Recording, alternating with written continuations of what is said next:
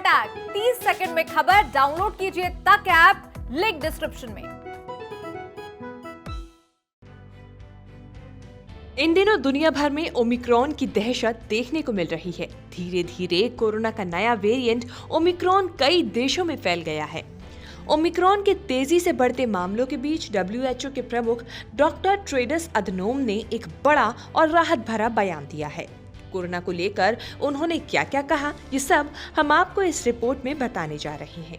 WHO के प्रमुख ने कहा है कि 2022 कोरोना की महामारी का आखिरी साल हो सकता है, लेकिन इसके लिए विकसित देशों को अपने वैक्सीन दूसरे देशों के साथ साझा करने होंगे।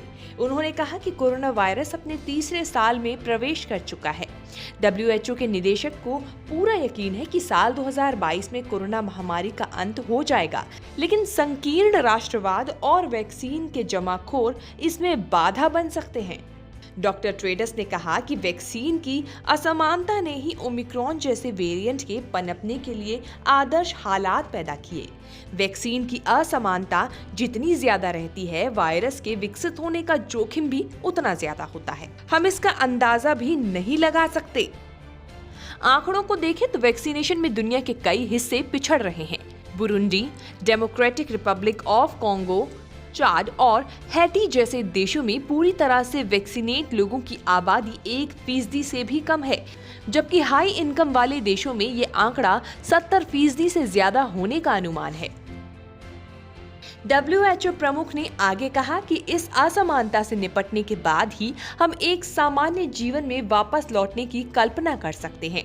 अगर हम असमानता को खत्म करते हैं तो महामारी का अंत हो जाएगा। Global vaccine facility Covax, WHO और हमारे सहयोगी दुनिया भर में उन लोगों के लिए वैक्सीन, टेस्ट और इलाज को सुलभ बनाने का काम कर रहे हैं जिसकी उन्हें जरूरत है। उन्होंने कहा कि वैक्सीन के दम पर अब तक लाखों जानें बचाई गई हैं। चिकित्सकों के पास अब कोविड-19 से बचाव और इलाज के लिए नई दवाएं और मेडिकल टूल्स भी उपलब्ध हैं।